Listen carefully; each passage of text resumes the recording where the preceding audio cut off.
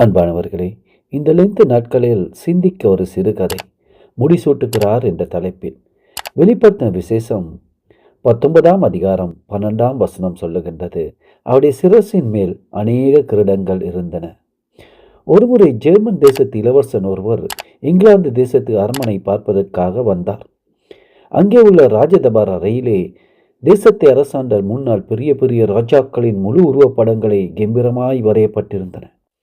அவருடைய சிரசிலே மிக அலங்காரமான கிரீடங்கள் சூட்டியிருந்தார்கள். அவை வைரத்தினாலும் வைரூடியங்களினாலும் முத்துக்களினாலும் பொன்னினாலும் செய்யப்பட்டிருந்தன. முடிவாக அந்த இளவரசன் அந்த அரண்மனையில் இருந்த சிற்றாலயத்துக்கு வந்தான். அங்கே ஆண்டவராகிய இயேசு கிறிஸ்து முள்கிடம் தரித்தவராய் தொங்குறதை கண்டான். ஆச்சரியம் அடைந்து முள்கிடத்தை கூர்ந்து கவனித்துக் கொண்டிருந்தான் இளவரசன். அப்போது அந்த வழிகாட்டு இளவரசனை பார்த்து, எங்கள் ராஜாக்கள் எல்லாம் மேன்மையாய் முடிசூட்டப்படுவதற்கு இந்த முடிசூட்டப்பட்ட வேந்தனையே காரணம் என்றார். இந்த வார்த்தைகளை அந்த ஜெர்மன் தேச இளவரசனை மிகவும் அசைத்தது.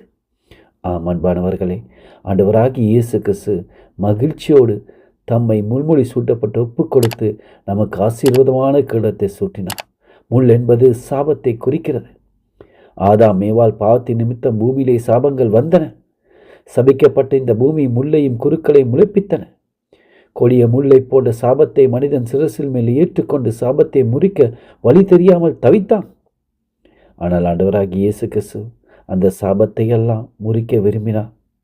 நம்முடைய கண்களிலே, உள்ளத்திலே, வாழ்க்கையிலே பயங்கரமாக குத்தி கொண்டிருக்கும் முல்லை போன்ற சாபத்தை பிடுங்கி தன் சிரசின் மேல் ஏற்றுக்கொண்டார்.